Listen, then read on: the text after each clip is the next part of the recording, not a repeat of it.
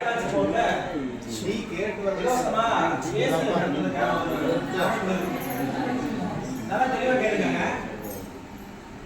எல்லாருக்கும் சமமானது. அந்த சட்டம் சமமானது அப்படிங்கிறதுக்கு ஒரு உதாரணமான ஒரு நாள் தான் சுதந்திர தினம். சுதந்திரம் எல்லாருக்கும் தான் கிடைச்சிருக்கு.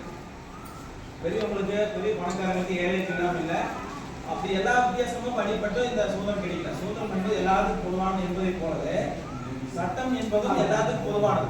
அப்ப சட்டம் சார்ந்துதான் இந்த நாடு இயங்கிட்டு இருக்குது அப்படிங்கிறத நீங்க தெரிஞ்சுக்கணும். ஃபர்ஸ்ட் இப்ப மேடம் சொன்னாங்க இல்லைங்களா, ஒரு பொண்ணுக்கு 18 வயசு முடிஞ்சதால கல்யாணம் பண்ணணும் அப்படிங்கிறது எந்த அளவுக்கு சரியானதோ அதே போல ஆண் பிள்ளைக்கும் 21 வயசு முடிஞ்சதால கல்யாணம் பண்ணி வைக்கணும் அப்படிங்கிறது சட்டத்தில் அவங்க சொல்றாங்க. அந்த துறையில சொல்றாங்க சொல்ல சட்டம் சொல்லுது. சட்டத்துல பழைய நாட்கள்ல 13 வயசுல 15 வயசுல வச்சாங்க அப்படிங்கறத ஏத்துட்டாங்க. அது காலத்துக்கு போகல. ஆமா இருக்குது. ஆனா இன்னைக்கு என்ன சூழல்னு சொன்னா சட்டமே சொல்லுது உங்களுக்கு 18 வயசு முடிஞ்சிருக்கணும், ஆணுக்கு 21 வயசு முடிஞ்சிருந்தாதான் திருமணம் பண்ணணும். அப்படி பண்ற திருமணத்தை உரிய பதிவு அலுவலகத்துல போய் எங்க குழந்தைக்கு 18 வயசு முடிஞ்சிச்சு, என் பையனுக்கு 20 வயசு முடிஞ்சிச்சுன்னு சொல்லி அந்த பதிவு அலுவலகத்துல போய் அந்த திருமணத்தை பதிவு செஞ்சிடலாம். எதுக்குன்னா ரிஜிஸ்ட்ரேஷன் சொல்றதா, எதுக்குன்னு சொன்னா அந்த பதிவின் மூலமாக உங்களுக்கு ஏதாவது ஒரு பெனிஃபிட்ஸ் வரணும். நாளைக்கு ஏதாவது ஒரு ஃபேமிலியில ஒரு பிரச்சனை ஏற்படுதுன்னு சொன்னா அது நிறைய பேர் குழந்தைகள் என்ன செய்வாங்கன்னு சொன்னா கல்யாணத்தை பண்ணிட்டு அந்த 13 வயசுல 15 வயசு கல்யாணம் பண்ணல பெற்றவங்க என்ன சொல்றாங்க என்ன சொல்லி கேட்க மாட்டேது, நான் விடலாம்னு சொல்லிட்டு இருக்க முடியாது. சட்டங்கள் அப்படி அனுமதிக்காது. பழைய நாட்கள் மாதிரி பண்ணது சின்ன குழந்தையா போகிறதுனால கால்வி அடைகிறதுனால அந்த குழந்தைக்கு ஏற்கனவே நிறைய பிரச்சனைகள் ஏற்படுது. வாழ்க்கை முறையை பற்றி தெரிஞ்சு கொள்ளாதனால பிரச்சனைகள் ஏற்பட்டு கடைசி வந்து பொண்ணு அடிச்சுட்டு சண்டையில கட்டிக்கிட்டு கடைசி அந்த பொண்ணு வேண்டாம்னு சொல்லி குழந்தை இருக்கும்போது அவங்க விட்டு போட்டு குழந்தை யார் காப்பாற்றுறது, புருஷனும் சேர்ந்து வாழ முடியாத சூழல் இருக்கு.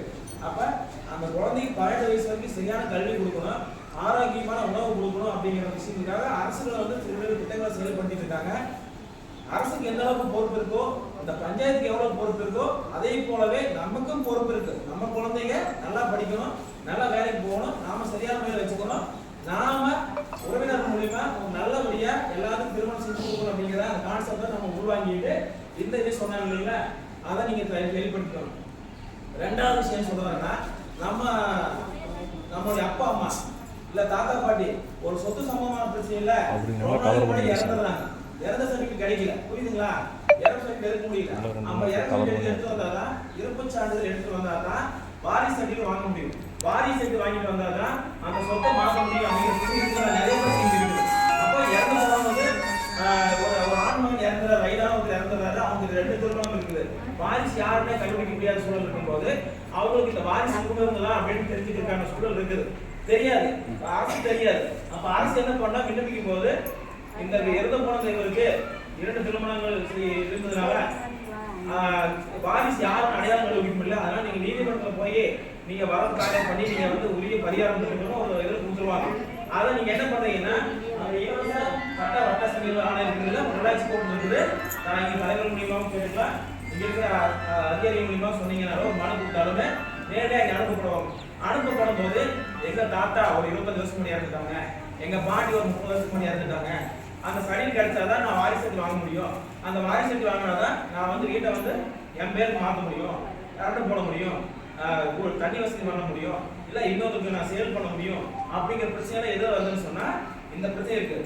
ரொம்ப சார் ரொம்ப முக்கியமா சொன்னார், இந்த பகுதி மக்களுக்கு ரொம்பவே இறந்து போன சர்டிஃபிகேட் வாங்க முடியாம ரொம்ப அவசரப்படுறாங்க, வாரிசு இல்லாம ரொம்ப அவசரப்படுறாங்க, அதை பத்தி ஒரு விழிப்புணர்வு இல்லாமல் இருக்கிறாங்க, அது நடந்து போட்டு எப்போ வந்து போட்டு அப்படிங்கிறாங்க.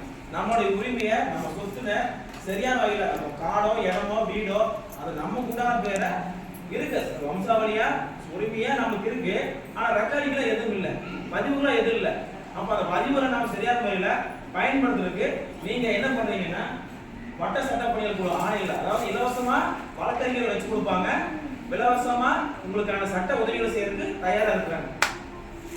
அது மூலமா தான் உங்களுக்கு ஏதாவது வேற பிரச்சனைகள் ஏதாவது இருந்துச்சுன்னா உங்களுக்கு கேஸ் நடத்துறதுக்கான வாய்ப்பு சூழல் இல்லாத சூழல்ல உங்க கேஸ் நடத்துறதுக்கு இலவசமாவே கோர்ட்டு ஒரு வக்கீல் வச்சு கொடுப்பாங்க. அந்த வக்கீல் அந்த கேஸ் நடத்தி உங்களுக்கான நிவாரணத்தை செஞ்சு கொடுப்பாங்க. அதான் அந்த வட்ட சட்டப்பணிகள் ஆணையத்தினுடைய மிக முக்கியமான பணி. அதனால வந்து நம்ம கேஸ் பார்க்கறதுக்கு வந்து நமக்கு போய் வக்கீல பார்க்க காசு கொடுக்கணும், நமக்கு இவ்வளவு செலவாகுமே அப்படிங்கிற விஷயத்தெல்லாம் நீங்க வந்து புறந்தள்ளிட்டு உங்களுக்கு ஒரு தீர்வு தேவைப்படுதுன்னு சொன்னா நீங்க உடனடியாக இந்த வட்ட சட்டப்பணிகள் ஆணைக்குழு வந்து நீங்க அணுகலாம், மனு கொடுக்கலாம். உங்களுக்கான தேவைகளை உங்களோட வழக்கு மூலியமா உங்களோட பிரச்சனைகளை தீர்த்துக்கிட்டு நீங்க உங்க குடும்ப நலனுக்காகவும் உங்க சமூக நலனுக்காகவும் ஒரு ஒற்றுமையாக என்னென்ன செய்யணுமோ அதுக்கான விஷயங்களை செஞ்சு கொடுத்து தயாரா இருக்கும்.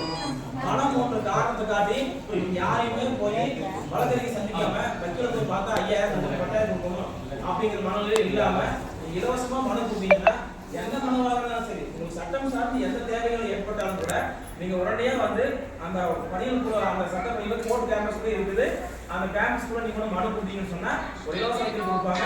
எந்த துறைக்கு எந்த துறைக்கு அந்த துறைக்கு உடனடியாக அனுப்புவாங்க, உடனடியாக உங்களுக்கு தீர்வு கிடைச்சிடும். பொள்ளாச்சி வந்துருக்கீங்களா? பஸ் ஸ்டாண்ட் பக்கத்திலே போட்டுருக்குது. பொள்ளாச்சி வந்துருக்கீங்களாமா? அதே போல இங்க சொல்றாங்க முதல் மகளிர் காவல் நிலையம் வந்து பொள்ளாச்சி மட்டும்தான், வால்பாறைக்கு பொள்ளாச்சிக்கு சேர்ந்து அங்க வந்து கிடக்குற வரைக்கும் இங்க கோபிதார வரைக்கும் இங்க வால்பாறை அந்த பக்கம் கோபமங்கலம் இது சுத்தி சரௌண்டிங் இருக்கிற எல்லாத்துக்கும் சேர்ந்து மகளிர் காவல் நிலையம் ஒண்ணு பொள்ளாச்சி இருந்துச்சு. இப்போ அரசு நம்ம பஞ்சாயத்துக்கு உட்பட்ட இந்த பகுதியில நம்முடைய அனைத்து மகளிர் காவல் நிலையம் வால்பாறைக்கு உட்பட்ட பகுதி மகளிர் காவல் நிலையம் வந்திருக்கு. அப்ப இந்த ஆனமலை தாலுகாவில் இருக்கிற வட்டம் சார்ந்து இருக்கிற அந்த அத்தனை பகுதியில் இருக்கிற அத்தனை வழக்கு சார்ந்து பெண் சார்ந்து குடும்ப பிரச்சனை சார்ந்து இந்த நம்ம காவலத்தை அணுகி உங்களுக்கு உரிய நிவாரணம் பெற்றுக்கலாம். மேடம் சொன்னாங்க 10, 9, 8 நிமிஷத்துக்கு கூப்பிடுறாங்க.